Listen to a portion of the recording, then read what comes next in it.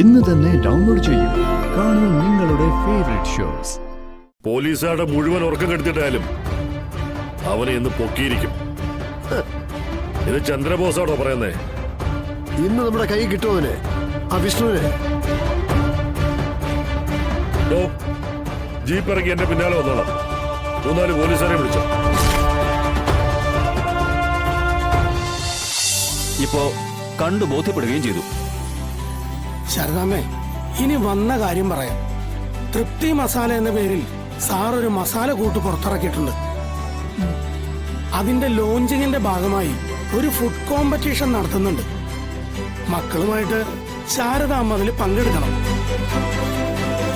അയ്യോ കുറുപ്പ് സാറേ, ഞാനില്ല. ഭക്ഷണം ഉണ്ടാക്കുന്ന ഒരു മത്സരമായിട്ട് കാണാനൊന്നും എനിക്ക് പറ്റില്ല. അതൊരു ജോലിയായിട്ട് പോലും ഞാൻ കണക്കാക്കിയിട്ടില്ല. എന്റെ സംതൃപ്തിക്ക് വേണ്ടി ചെയ്യുന്ന ഒരു കർത്തവ്യം, അങ്ങനെ കാണാനേ എനിക്ക് പറ്റൂ. അതൊന്നും പറഞ്ഞാൽ പറ്റില്ല.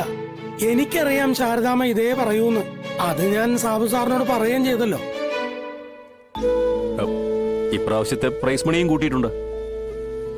മത്സര വിജയിക്ക് കമ്പനി കൊടുക്കുന്നതേ 10 ലക്ഷമാ. 10 ലക്ഷം രൂപ. അതെ, ചെറിയൊരു തുകയല്ല. തുകയുടെ കാര്യത്തിലല്ല സാറേ, അതിപ്പോ 1 രൂപയുടെ പ്രൈസ് മണി ആണെങ്കിലും നമുക്ക് അതിനോട് മനസ്സുകൊണ്ട് ഇഷ്ടമുണ്ടെങ്കിലല്ലേ അതുമായിട്ട് മുന്നോട്ട് പോകാൻ പറ്റൂ. എനിക്ക് പാചകം വെറും ഒരു നേരം പോക്കല്ല സാർ, അതെന്റെ ജീവിതമാ. അങ്ങനെ ഒന്നും പറഞ്ഞാൽ പറ്റില്ല. കുറുപ്പ് സാർ എനിക്ക് ഗുരുതുല്യനായ ഒരാളാ. അദ്ദേഹത്തിന്റെ പ്രതിനിധിയായി ശാരദാമ്മ ഈ മത്സരത്തിൽ പങ്കെടുക്കണം. പങ്കെടുത്തേ ഒക്കൂ. അതെ ശാരദാമ്മേ, ശാരദാമ്മയോട് സാബു സാറ് ആവശ്യപ്പെടുന്നത് വലിയൊരു കല്യാണ സദ്യക്ക് ഭക്ഷണം ഒരുക്കാനൊന്നും അല്ല. പാചകത്തിലെ ശാരദാമ്മയുടെ കൈപുണ്യം ഈ നാട്ടുകാരെ മാത്രം അറിഞ്ഞാൽ പോരാ, അത് മറ്റുള്ളവരിലേക്കും ചെന്നെത്തണം. ഒരുപാട് മത്സരങ്ങളിൽ സാബു സാറിന്റെ പ്രതിനിധിയായി കേരളത്തിന് പുറത്തുമൊക്കെ എത്തിച്ചേരണം. അതിന് ശാരദാമ്മയ്ക്കേ കഴിയൂ. അതിന്റെ കാരണം ശുദ്ധമായ ഭക്ഷണം മറ്റുള്ളവരിലേക്ക് എത്തിക്കാൻ സാബു സാറിന്റെ കമ്പനിയും നടത്തുന്ന ശ്രമങ്ങളും അതിനുവേണ്ടി എടുക്കുന്ന കഷ്ടപ്പാടും ഒക്കെ മനസ്സിലാക്കിക്കൊണ്ടാ ഞാനിത് പറയുന്നത്. കലർപ്പില്ലാത്ത ഭക്ഷണം ജനങ്ങളിലേക്ക് എത്തിക്കാൻ സാബു സാറിനോടൊപ്പം തോളോട് തോൾ ചേർന്ന് പ്രവർത്തിക്കാനാ ശാരദാമ്മയെ ഞങ്ങൾ വിളിക്കുന്നത്. വലിയൊരു ഓപ്പർച്യൂണിറ്റി ഇത്, തട്ടിത്തെറിപ്പിക്കരുത്. എനിക്കറിയാവുന്ന ശാരദാമ്മ ഒരുപാട് കഷ്ടപ്പാടും ദുരിതങ്ങളും അനുഭവിച്ച ആളാണ്. അതിൽ നിന്നെല്ലാം രക്ഷപ്പെടാൻ ശാരദാമ്മയ്ക്ക് വേറൊരു വഴി വരാനില്ല. കാരണം ഇതിൽ സെലക്ട് ആയി കഴിഞ്ഞാൽ കേരള ഓഫീസിലെ ഫുഡ് സെക്ഷനിൽ ശാരദാമ്മയ്ക്കൊരു സീറ്റ് ഉറപ്പാന്നേ. അവിടെ ഇരുന്ന് മറ്റുള്ളവരെ കൊണ്ട് പാചകം ചെയ്യിപ്പിക്കാന്നുള്ള ഒരു ജോലിയെ ശാരദാമ്മയ്ക്ക് പിന്നുള്ളൂ. എന്റെ ദുഃഖങ്ങളും പ്രശ്നങ്ങളും എനിക്ക് എന്റെ കൂടപ്പുറപ്പിനെ പോലെയാ കുറുപ്പ് സാറേ. അതേതൊക്കെ രീതിയിൽ മാറ്റാൻ പോയാലും മാറില്ല. പിന്നെ കുറുപ്പ് സാറിന് തന്നെ അറിയാലോ, വലിയ മോഹങ്ങളൊന്നും എനിക്കില്ല. എളിയ ജീവിതമായാലും സ്വസ്ഥതയും സമാധാനവും വേണമെന്നുണ്ട്. അതെനിക്ക് എന്റെ ഈ കൊച്ചു ലോകത്ത് നിന്ന് കിട്ടുന്നുമുണ്ട്. അതുകൊണ്ട് ദയവായി എന്നെ ഒന്ന് ഒഴിവാക്കണം കുറുപ്പ് സാറേ. അയ്യോ, ഇതൊരു ധിക്കാരമായിട്ടൊന്നും കാണരുത്. കാരണം വലിയ ആളുകളുടെ ലോകത്ത് ജീവിക്കാൻ എനിക്കെപ്പോഴും പേടിയാ. അതെന്തുകൊണ്ടെന്ന് ചോദിച്ചാ ഞാൻ വളർന്നു വന്ന ജീവിത സാഹചര്യങ്ങളാവും. എന്നെ ഇനി നിർബന്ധിക്കരുത്. അത് എനിക്ക് കൂടുതൽ ബുദ്ധിമുട്ടുണ്ടാക്കുകയുള്ളൂ. കുറുപ്പ് സാറേ, ഇനി ശാരദാമ്മയെ നിർബന്ധിക്കണ്ട. കുറുപ്പ് സാർ എനിക്ക് ഗുരുതുല്യനായ ഒരാളാ. ഇദ്ദേഹത്തിന്റെ പ്രതിനിധി എന്ന നിലയിൽ ശാരദാമ്മയ്ക്ക് എപ്പോ വേണമെങ്കിലും പങ്കെടുക്കാം. ആലോചിച്ചിട്ടൊരു തീരുമാനം പറഞ്ഞാൽ മതി.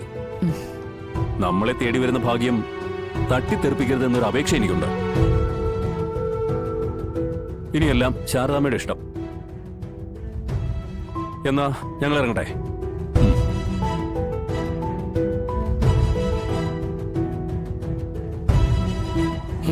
ശരി സാർ.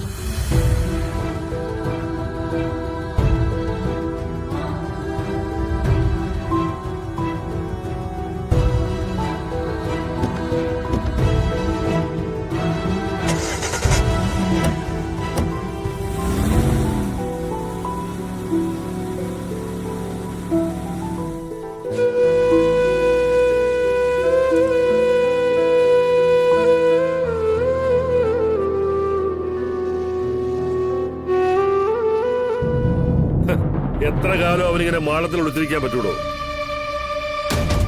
ഏത് മാളത്തിലായാലും ഒരിക്കലും അതിനകത്ത് വെള്ളം കയറില്ലേ? ഇതൊന്നും വേണ്ട. ഈ മരണത്തിൽ നിന്നൊക്കെ രക്ഷപ്പെടാനായി പരീക്ഷത്തിൽ രാജാവ് കാണിച്ചു കൂട്ടിയ പരാക്രമങ്ങളൊക്കെ താൻ ഓർക്കുന്നില്ലേ? എന്തെല്ലാം മാർഗങ്ങൾ സ്വീകരിച്ചു. ഒടുവിലെ ഒരു പുഴുവിന്റെ രൂപത്തിലെ തക്ഷകൻ വന്ന് നൈസായിട്ട് പണി കൊടുത്തിട്ട് പോയില്ലടോ. ഇവിടെ തക്ഷകൻ എന്ന സർപ്പം ഞാനാണോ ഉപദ്ര? പരീക്ഷത്തെ രാജാവ് വിഷ്ണു. അവനെ എവിടെ പോയി വിളിച്ചാലും അവനെ പിന്തുടർന്ന് ഞാൻ തീർക്കും. അതെനിക്ക് കിട്ടിയൊരു വരവാടോ, അറിഞ്ഞു തന്ന വരം. അവനെ ലോക്കപ്പിലിട്ട് ചതയ്ക്കാനുള്ള അവസരമാ ഓരോ ദിവസം കഴിയും തോറും ചന്ദ്രബോസെ തനിക്ക് നഷ്ടമായിക്കൊണ്ടിരിക്കുന്നു. ഇങ്ങോട്ട് കയ്യും കെട്ടിയെന്ന് കുറെ വാങ്ങിച്ചിട്ടില്ലേ? അതൊക്കെ തിരിച്ചു കൊടുക്കണമെന്ന് തനിക്ക് ഒരിക്കലെങ്കിലും തോന്നുന്നില്ലേ?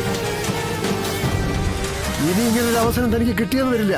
അതുകൊണ്ട് ഏത് ഗുഹയിൽ നിന്നാണെങ്കിലും അവനെ പുകച്ച് പുറത്തു ചാടിക്കണം. എടോ, ഇന്നത്തെ ഒരു രാത്രി കൂടി എനിക്ക് താ. പോലീസുകാരുടെ മുഴുവൻ ഉറക്കം കെടുത്തിട്ടായാലും അവനെ ഇന്ന് പൊക്കിയിരിക്കും. ഇത് ചന്ദ്രബോസാണോ പറയുന്നേ? ACP ചന്ദ്രബോസ്. കാണട്ടെ തന്റെ മിടുക്ക്.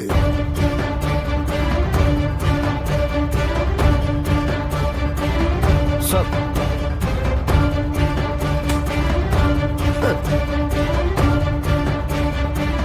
ഇന്ന് നമ്മുടെ കൈ കിട്ടുമവന്, ആ വിഷ്ണുവിന്. ജീപ്പ് ഇറങ്ങി എന്റെ പിന്നാലെ വന്നോളാം. 3-4 പോലീസുകാരെ വിളിച്ചോ. ഇന്നവനെ കണ്ടെത്തി നഗരത്തിലൂടെ ഒരു ഇടിവെട്ട് പ്രദക്ഷിണം ഞാൻ നടത്തും. നടു നിവർത്തി ഇനി അവനെ എഴുന്നേറ്റ് നടക്കണ്ട. സർ.